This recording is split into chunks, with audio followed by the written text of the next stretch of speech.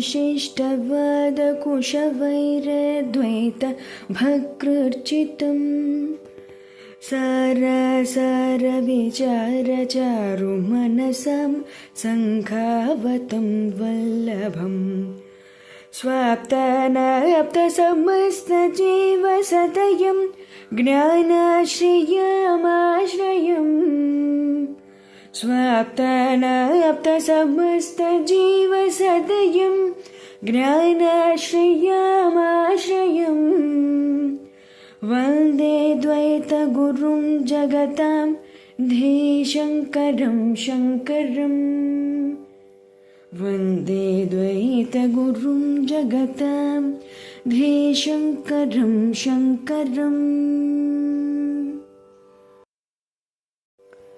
श्रुतिस्मृतिपुराणानाम् आलयं करुणालयम् श्रुतिस्मृतिपुराणानाम् आलयं करुणालयम् नमामि भगवत्पादशङ्करम् नमामि भगवत्पादशङ्करं लोकशङ्करं लोकशङ्करम्। శ్రీ గురుభ్యో నమః. శ్రీ శ్రవణం ఛానల్కి శ్రోతలందరికీ కూడాను మరొకసారి స్వాగతం. ఈరోజు మనం 133, 134 శ్లోకాల్ని చెప్పుకుందాము. ముందుగా 133 శ్లోకం. ఏషోంతరాత్మా పురుష పురాణో నిరంతరాఖండ సుఖానుభూతిః సదైకరూపః ప్రతిబోధమాత్రో येनेशिता वागसवश्चरति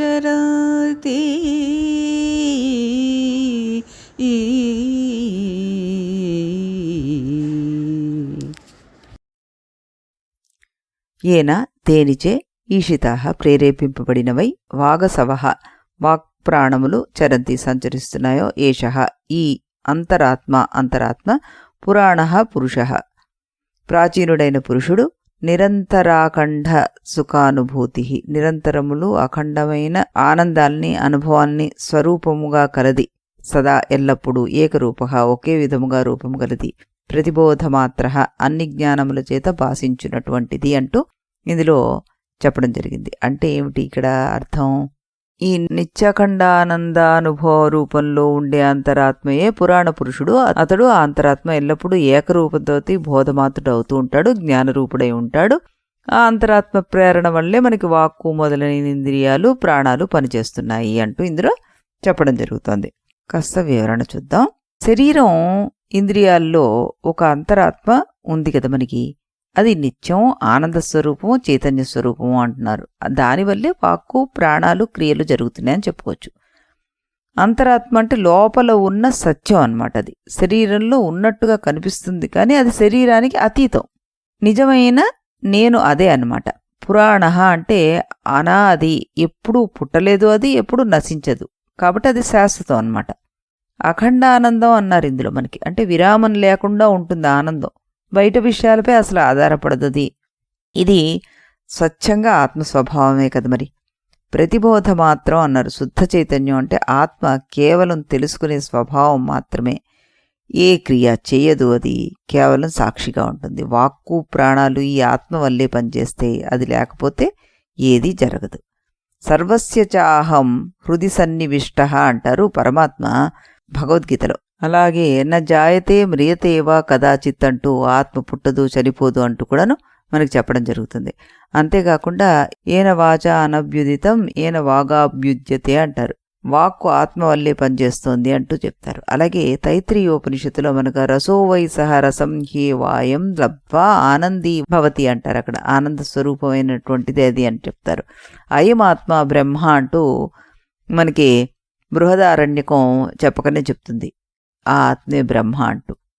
ఆత్మ అన్నది మనం ఇక్కడ తెలుసుకోవాల్సింది ఏంటంటే అది శాశ్వతమైనది, చైతన్యవంతమైనది, ఆనందవంతమైనది. ఆత్మ వల్లే అన్నీ పనిచేస్తాయి అన్న విషయాన్ని మనం ఇక్కడ గ్రహించాలన్నమాట.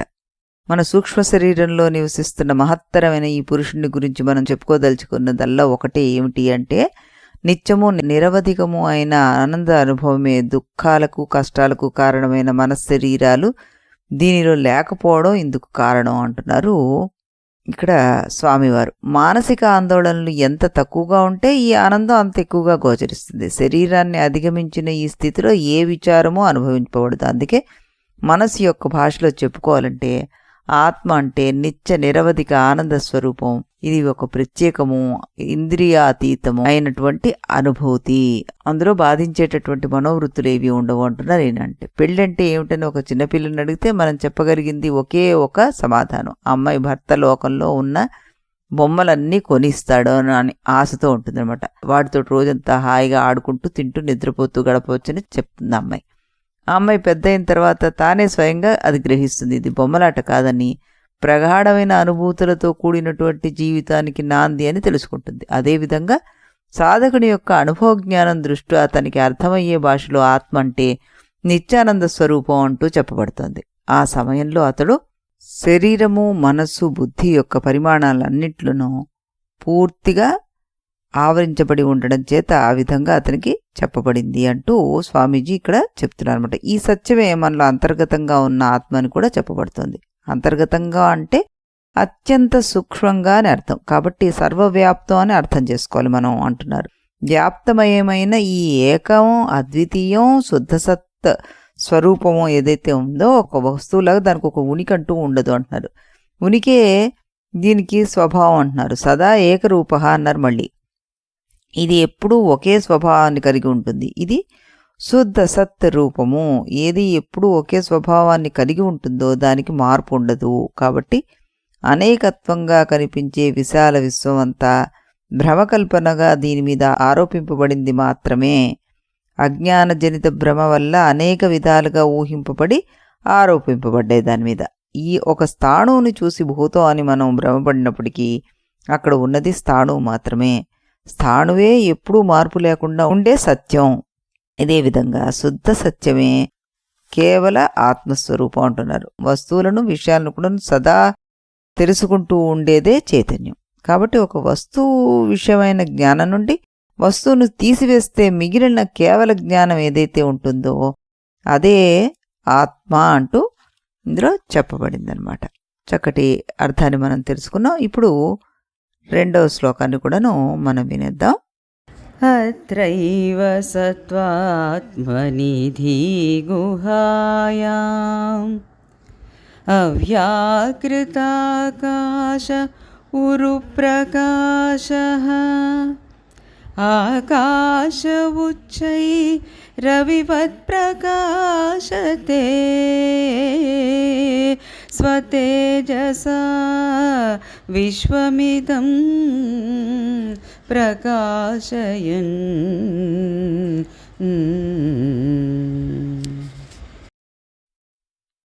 ఇప్పుడు దీని ప్రతిపదార్థాన్ని చూద్దాం. అత్రైవ ఈ శరీరం నందే సత్వాత్మని అంటూ చెప్పారు. సత్వప్రధానమైనటువంటి ధీ గుహాయాం బుద్ధి అనని గుహయందు, అవ్యాకృతాకాశే మాయయందు, ఉరుప్రకాశ అధిక ప్రకాశము గల ఆకాశ పరమాత్మ స్వతేజస తన తేజస్సు చేత ఇదం విశ్వం ఈ ప్రపంచాన్ని ప్రకాశయన్ ప్రకాశింపచేయుచు రవివత్ సూర్యుడి వలె ఉచ్చై ప్రకాశతే సర్వోత్కర్షముతోటి ప్రకాశిస్తున్నాడు అంటూ చెప్పడం జరుగుతోంది. ఇక్కడ భావార్థం ఏంటి? ఈ సత్వాత్మ బుద్ధి అనే గుహయందు ఉన్నట్టి అవ్యక్తాకాశంలో ఒక పరమ ప్రకాశమైన ఆకాశం సూర్యునిలాగా మన తేజస్సుతోటి ఈ సమస్త ప్రపంచాన్ని దేదీప్యమానం చేస్తూ తాను ఎంతో తీవ్రంగా ప్రకాశిస్తోంది అంటున్నారు ఇక్కడ. అంటే ఏమిటి? సత్వాత్మ అంటే అక్కడ శుద్ధ సత్వమైన బుద్ధిలో అని అర్థం అనమాట. ఇక్కడ దీ గుహు అన్న పదాన్ని వాడారు. మనస్సులో కాదు, అది బుద్ధిలో, శుద్ధమైన స్థితిలో. అదే ఆత్మదర్శన స్థలం అన్నమాట మనకి. సత్వాత్మని అన్నారు అంటే బుద్ధి శుద్ధిగా ఉంటే, అంటే అద్దంలాగా ఉంటే, అప్పుడు ఆత్మ ప్రతిబింబం స్పష్టంగా కనిపిస్తుంది. అవ్యాకృత ఆకాశం అన్నారు. ఆకాశంలాగా విస్తృతం నిరాకారం ఇది అన్నారు. ఇది దేనితోనూ కలవదు, కానీ అన్నిటినీ ఆవర్తిస్తుంది. ఇది రవివత్ ప్రకాశం అన్నారు. సూర్యుడు తన కాంతితోటి ప్రపంచాన్ని చూపిస్తాడు కదా, అలాగే ఆత్మ తన చైతన్యంతో ప్రపంచాన్ని తెలిసేలాగా చేస్తుంది. స్వతేజస, ఆత్మ బయట నుంచి కాంతిని ఎప్పటికీ తీసుకోదు, స్వయంగా ప్రకాశిస్తుంది. దీన్నే స్వప్రకాశత్వము అంటుంటారు. యథా ప్రకాశయత్యేకః కృష్ణం లోకమిదం రవిః క్షేత్రం క్షేత్రి తథా కృష్ణం ప్రకాశయతి భారత అంటూ సూర్యుడు ప్రపంచాన్ని ప్రకాశింపచేసినట్లే ఆత్మ కూడాను శరీరాన్ని ప్రకాశింపచేస్తుంది అంటారు కృష్ణ పరమాత్మ క్షేత్రజ్ఞ విభాగంలో. ఎలా అంటున్నారు అంటే, ఆయన అంతర్యామి అంటే ఆత్మ అన్ని జీవుల్లోనూ అన్ని వస్తువుల్లోనూ అన్నిట్లోనూ ఉంటుంది. అసంగం అంటే వాటి లక్షణాలేవి ఈ ఆత్మకు అంటావు. శరీరానికి మనం షడ్వికారాలు ఉన్నాయంటాం, కానీ ఆత్మ నిర్వికారం అంటూ చూసాం. ఇలా మనస్సుకు రాగద్వేషాలు ఉన్నాయి, కానీ ఆత్మకు ఆ భావాలు అంటవని చెప్తున్నాను అనమాట. ఉదాహరణగా మనం ఎప్పుడూ చెప్పుకునేటటువంటి సినిమా తెరే. సినిమాలో లక్క గృహం తగలడిపోతున్నా తెర కొంచెం కూడా అది కదలదు. సినిమాలో టైటానిక్ ఓడ నీటిలో మునిగిపోయినా ఆ ఓడను ముంచేసిన తెర కొంచెం కూడా తడవదు. అదేవిధంగా ఆత్మ అంతటా ఉండి అసంగంగా ఉంటుంది. దీనికే మనకి ఆత్మకి ఆకాశానికి కొన్ని పోలికలతో చెప్పారు ఇక్కడ పరమార్థానంద స్వామి వారు. ఇక్కడ ఏకత్వం అంటే ఆత్మ ఏకః ఆకాశ ఏకః. ఆత్మ ఒకటే ఉంది, ఆకాశం కూడా ఒకటే ఉంది. సర్వవ్యాపకత్వం, ఆత్మ సర్వవ్యాపకం, ఆకాశం కూడా సర్వవ్యాపకం. అచలత్వం, ఆత్మ సర్వవ్యాపకం కాబట్టి దానికి కదలిక లేదు. ఇంకా శరీరం వెళుతుంది కానీ ఆత్మ ఎక్కడికి వెళ్ళదు. ఆకాశం కూడా సర్వవ్యాపకం కాబట్టి దానికి కదలిక లేదు. నిర్వికారత్వం, ఆత్మ ఆకారం మారదు, వయస్సు పెరగదు. ఆకాశం కూడా మారదు, ఆకాశంలో ఉన్న వస్తువులు మారుతాయి కానీ ఆకాశం మారదు. అఖండత్వం, ఆత్మకు భాగాలు లేవు. ఖండం అంటే భాగాలు అని అర్థం కదా, ఆకాశానికి కూడా భాగాలు లేవు. మరి అసంగత్వం అంటే ఆత్మ అన్నింట్లో ఉన్నా కూడాను అసంగం, అలాగే ఆకాశం అంతటా ఉన్నా కూడాను అది అసంగమే. ఆకాశంలో ఉన్న వస్తువులు మలినాలు ఆకాశానికి అంటుతాయా? అంటావు కదా. ఆకాశానికి సుగంధం లేదు, దుర్గంధం లేదు. కృష్ణ పరమాత్మ ముఖ్యంగా ఈ లక్షణం గురించే చెప్తున్నారనమాట. సర్వాధారత్వము అన్నారు. ఆత్మ అన్నిటికీ ఆధారం, ఆత్మ అధిష్టానం. అలాగే ఆకాశం కూడా అన్నిటికీ ఆధారం. విశ్వాధారం గగన సదృశం అంటూ మనకి విష్ణు సహస్రనామం చెప్తుంది అంటున్నారు ఇక్కడ స్వామివారు. ఆత్మవిశ్వాసానికి ఆధారం అని మొదటి పదం చెప్తే అది ఆకాశంతో సమానం అని రెండవ పదం మనకి చెప్తోంది. సూక్ష్మత్వాన్ని ఇక్కడ చెప్పారు. ఆత్మ అణువు కన్నా సూక్ష్మమైనది, ఆకాశం సూక్ష్మాతి సూక్ష్మం. పంచజ్ఞానేంద్రియాల్లో శబ్దానికి మాత్రమే అందుతుంది ఈ ఆకాశం. ఆకాశం పంచభూతాలన్నిటిలోకి సూక్ష్మం, దానికన్నా సూక్ష్మాతి సూక్ష్మమైనది ఆత్మ. అందువల్ల ఆత్మ పంచజ్ఞానేంద్రియాలకు అందదు. ఇన్ని పోలికలు ఆత్మకి ఆకాశానికి మధ్య ఉన్నా ఆకాశం జడం, ఆత్మ మాత్రం చైతన్యం. నేను చెప్పుకున్న శ్లోకంలో పోలికలను కొంతమేర వరకే తీసుకోవాలి అనుకున్నాం కదా. ఇదిగో ఇదే అనమాట. ఆకాశాన్ని అన్నిటితో కంపేర్ చేస్తాం కానీ ఈ చైతన్యత్వంతో మనం దాన్ని కంపేర్ చేయలేం అనమాట. ఈ నేపథ్యంలో మనం శ్లోకాన్ని కనుక అర్థం చేసుకుంటే, సర్వవ్యాపకమైన ఆకాశం ఎలాగైతే అసంగంగా ఉందో దానికి ఏది అంటదు. ఎందుకు? సూక్ష్మత్వాత్, అది సూక్ష్మత్వం కలిగి ఉండడం వల్ల, సూక్ష్మాతి సూక్ష్మమైంది కావడం వల్ల అంటూ ఇక్కడ చెప్పడం జరుగుతుంది. అన్ని శరీరాల్లో ఉన్నా కూడాను దానికి ఏది అంటదు. అంటే శరీరం లావుగా ఉన్నా అది ఆత్మకు అంటదు, శరీరం సన్నగా ఉన్నా దానికి ఏమి అంటదు. దాని తర్వాత కఠోపనిషత్తు మనకి ఏం చెప్తుందంటే, నా తత్ర సూర్యో భాతి నా చంద్రతారకం నేమా విద్యుతో భాంతి కృతోయమగ్ని తమేవ భాంతమనుభాతి సర్వం తస్య భాషా సర్వమిదం విభాతి అంటూ ఆత్మ వల్లే అన్నీ ప్రకాశిస్తాయంటూ చెప్తుందనమాట.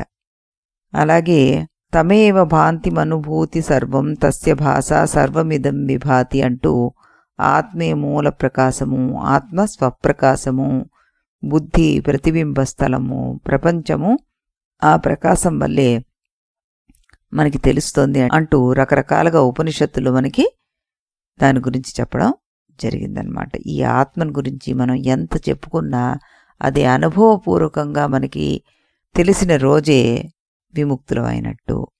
ఈ రకంగా చక్కటి శ్లోకాల్ని గురువర్యులు శంకరులు వారు మన కోసం అందించడం జరిగింది. అభ్యాసం మనం ఏం చేయాలి అన్నది కూడా ఆయన చెప్తున్నారు. బుద్ధిశుద్ధి, ధ్యానము, సత్వగుణ పెంపు, ఆత్మవిచారం ఇవి ఉండాల్సిందే అంటున్నారు. నేను చూస్తున్న ఆ ప్రకాశం ఎక్కడి నుంచి వస్తోంది అన్నది మనం ఆలోచించగలిగే స్థితికి వెళ్ళాలి. దానికి ఏకాంతమే అవసరము అంటూ ఇందులో చెప్పడం జరిగిందనమాట. అందులో అది మనం కేవలం ఏకాంతంగా కూర్చుని ఆలోచిస్తేనే సంభవిస్తుంది అంటూ మనం అర్థం చేసుకోవాలి. మళ్ళీ మనం రేపు ఇదే సమయానికి ఇదే ఛానల్లో మరో 2 శ్లోకాలతోటి కలుద్దాం. అంతవరకు సెలవు. इति गुरुवाक्यम् इति गुरुवाक्यं विधि वेदान्तं विदितारकमिति ब्रह्ममु इति गुरुवाक्यं विधि वेदान्तं विदितारकमिति ब्रह्ममु इति मोदलिदि नडुमिदि तुदि తెలిసిన వాడెవడుగా ఇది మొదలిది నడుమిది తుది తెలిసిన వాడెవడుగా ఇది గురువాక్యం విధి వేదాంతం విదితారకమితి బ్రహ్మము ఇది గురువాక్యం.